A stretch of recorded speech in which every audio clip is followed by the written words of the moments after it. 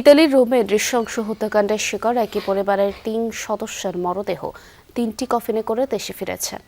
শুক্রবার সকালে স্বজনদের সঙ্গে নোয়াখালীর কোম্পানিগঞ্জের পথে রওনা হয়েছে বেঁচে যাওয়া একমাত্র সন্তান অয়ন। এই ঘটনায় শাহাদাত নামের এক বাংলাদেশিকে অভিযুক্ত হিসেবে শনাক্ত করেছে ইতালি পুলিশ।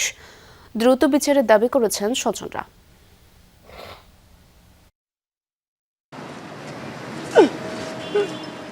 নতুন জীবনের স্বপ্ন নিয়ে ইতালিতে পাড়ি দিয়েছিল পরিবারটি, কিন্তু রোমে এক রাতেই সব শেষ। গত ২৬ জুন নিজ বাসায় নৃশংস হামলায় নিহত হন অয়নের বাবা, মা ও ছোট বোন। গুরুতর আহত অবস্থায় প্রাণে বেঁচে যান অয়ন। সেই রাতের ভয়াবহ স্মৃতি নিয়েই শুক্রবার সকালে ঢাকায় ফিরেছেন অয়ন।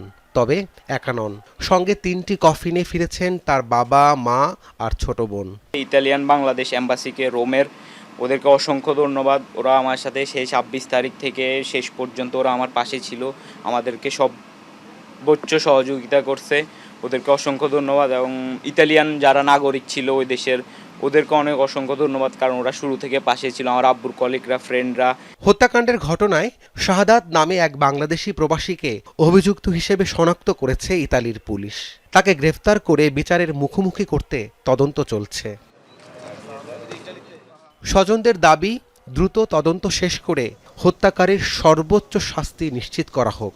উনি ওরও বলছে যে তোর আব্বু আম্মু ঝগড়া লাগছে, তুই আয় আর মেসেজ আর হেসে তো নামাল বলছে এটা মারি গেলাম, মারি গেলে তো সে নিশান, তাইলে হেতারা নিজের কে মাইকে কারা বলতে পারবে না। ও নাতিটা এখন দেখছে, এখন হেতার প্রকার হয়ে গেছে। আমাদের সব পর্যায়ে ওরা কমিউনিকেশন করছে এবং থানা খোঁজখবর নিচ্ছে। ঢাকার গোয়েন্দা বিভাগও আই থিঙ্ক ওদের সাথে কাজ করছে।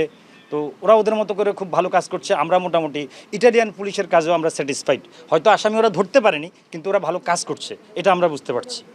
ঢাকা থেকে মরদেহ ৩টি নোয়াখালীর কোম্পানিগঞ্জে নিজ গ্রামে নিয়ে দাফন করা হবে।